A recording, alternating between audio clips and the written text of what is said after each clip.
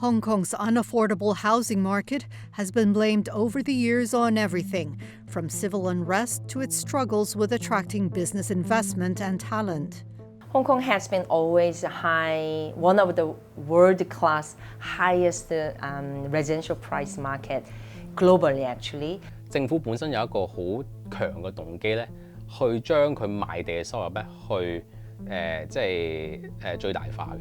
For 12 years running, the city has had the unwelcome distinction of being ranked as the world's most unaffordable property market, according to independent think tanks.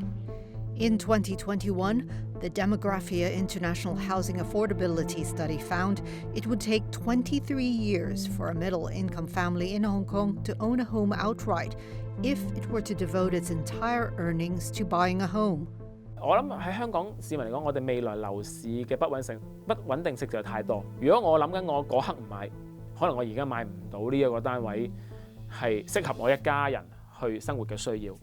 Today, home prices are finally starting to cool, having fallen at least 18% since its high in 2021, according to investment bank Morgan Stanley. Yet property prices remain out of reach for most people. So, just how expensive is a Hong Kong home? In the first 11 months of 2023, the average transaction price of a private home in Hong Kong was 9.1 million Hong Kong dollars. That's close to 1.2 million US dollars. It's a lot of money, but that price is already a 7-year low for the city. And it doesn't actually buy you that much space. To put things in perspective, this tiny flat in the suburb of Tai Wai in Hong Kong's New Territories, measuring 350 square feet, sold for 9 million Hong Kong dollars right before the height of the property market boom in 2021. Even now, a flat of the same size in the same building has been listed for 8.1 million Hong Kong dollars. Here's what else you could buy with the same amount of money. A dozen of Mercedes-Benz's latest EQE electric sedans, or 1.5 of this brand new 1,000 square foot condo in the mainland Chinese city of Shenzhen across the border. Shenzhen also ranks 5th in the most expensive housing in the world.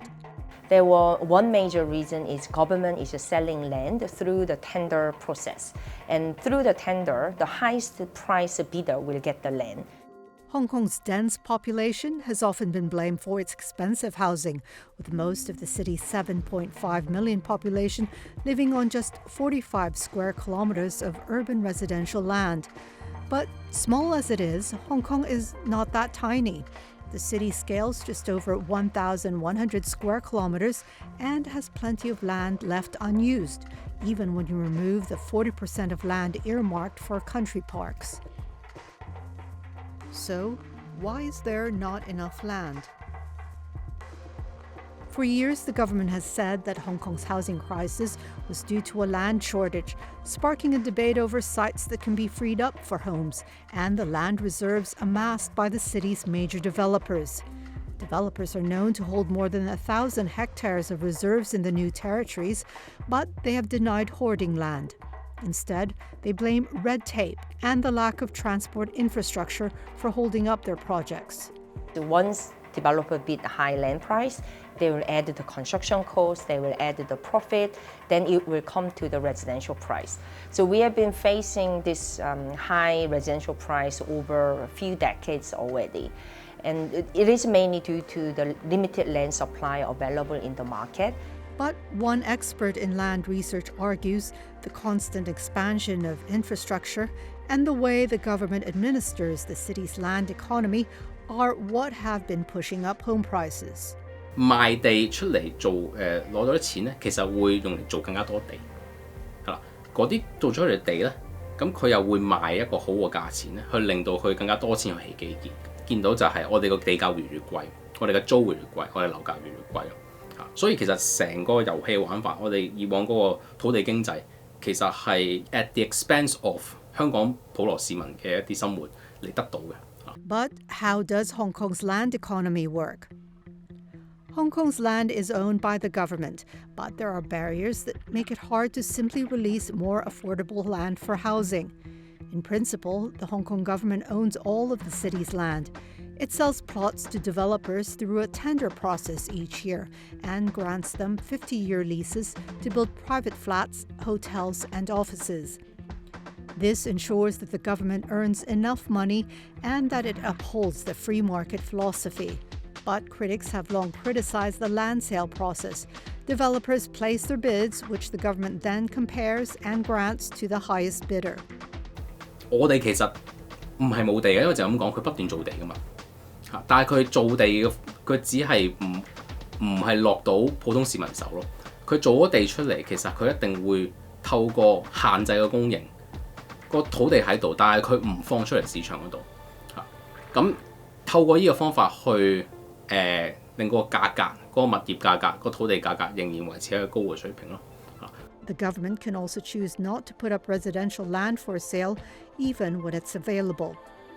In January 2024, it suspended quarterly residential and commercial land sales for the first time in 13 years, citing sluggish market sentiment and that it had already reached its annual supply target. Over the years, the Hong Kong government has made several attempts to address the many shortcomings in its housing market. During the city's tumultuous protest movement in 2019, the government of then Chief Executive Carrie Lam announced bold initiatives to ease the housing pressure on some residents. They included a major relaxation of the mortgage cap, making it possible for young professionals to secure a mortgage with only a 10% down payment.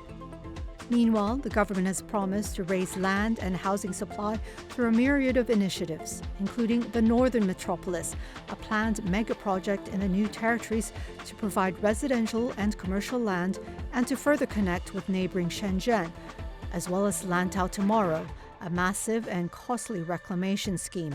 But both have faced technical and environmental hurdles. Wong says financing these expensive mega projects would only give the government more incentive to push up land prices.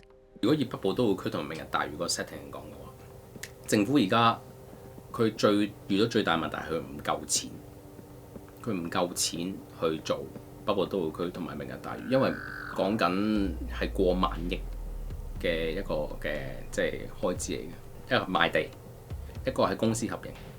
賣地佢必須要賣好貴嘅價錢，佢先至會願意去賣，然後佢先至圍到皮。第二就係公私合營，就邀請一啲嘅即係私人發展商，牽涉到嘅私人發展商嘅話，其實個價格唔會低到去邊，因為佢係 profit making。咁所以你呢兩個因素加埋底下咧，北部都會區唔係好少機會出現到大量嘅。affordable housing. Concerns over high land and property prices have even been echoed by senior mainland Chinese officials. Lo Huining, the former head of the Mainland Liaison Office in Hong Kong, embarked on high-profile visits to subdivided housing estates in 2021, urging the government to increase land supply. But even with these measures and expansion plans, a large number of Hong Kongers still cannot afford to get on the property ladder. Many of them turn to the more highly affordable public housing. But how does Hong Kong's public housing work? Getting a subsidized home in Hong Kong is not as easy as in Singapore, where 80% of the population live in subsidized housing of some form. In Hong Kong, over half of the population live in private housing, while about 30% live in affordable public rental housing, and only 15.7% own a home via subsidized housing schemes. But there's a long wait for people looking to get their first subsidized rental flat. The government has pledged to cut the over 6-year average waiting time with a plan to supply more than 400,000 subsidized public rental homes in the coming decade. But the boost in public housing construction could spell financial trouble for the governmental agency responsible for building them. 而家我哋見到未來呢幾年，可能佢嗰個財政特別係收入下降，同埋建築成本上升，甚至因為我哋公屋嘅興建量增加。而家前邊都係小菜一碟啫，簡單就係仲係細數，因為我哋成日講緊我哋香港嘅公營房係頭輕尾重，後邊嗰5年先起嗰2/3先至好計數。Leung expects the increase in public housing supply to allow more people to own their homes and to help finance public rental homes. 因為公屋喺香港嚟講咧係藏富於民嘅工具。簡單嚟講，我哋希望佢住咗入公屋之後可以儲到錢，或者係可以等候自己嘅家庭發展，係擁有一定嘅經濟能力嘅。點樣喺資助出售房屋嗰部分可以增加到，令到呢一批有一定經濟能力水平嘅公屋居民，佢能夠向上流動，令到公屋出租公屋部分可以流轉，而佢又可以改善佢嘅居住生活環境，去到一個資助出售房屋嘅，我哋當佢賣咗俾佢，佢自己有業權嘅一個居住環境。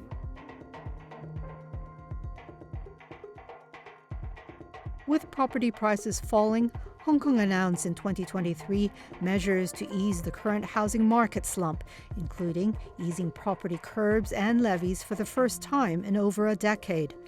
Chief Executive John Lee said he hoped that easing the market cooling measures would help boost sales, which had slumped to a 33-year low. 2023, we had a quite soft landing of residential market. If we look back, there was a price drop of minus 5.5%. But if we compare with the peak of 2021 September, actually drop is more than 20%. And transaction volume was also very soft. We had about 4.5% drop in terms of transaction volume. But if we compare with the 2021, drop is more than 45%. Weak market sentiment has also led developers to hold off releasing new flats until the market recovers. There were 23,000 unsold new units as of January 2024, the highest since 2003, according to Centerline Property. Analysts expect property prices to bottom out in 2025 when the effects of high interest rates wear off. Will the government's new policies then make Hong Kong homes more affordable? That remains to be seen, and experts warn the current slowdown in land transactions could even lead to a long-term price recovery. What worries us is that a lot of the KPI government putting up will be affected by those land sales, and if government is not able to sell land right now, this will translate into the again limited supply for next 5 years. So that concerns us the middle-term supply issue, and it will cause another price rebound due to the limited supply in the market.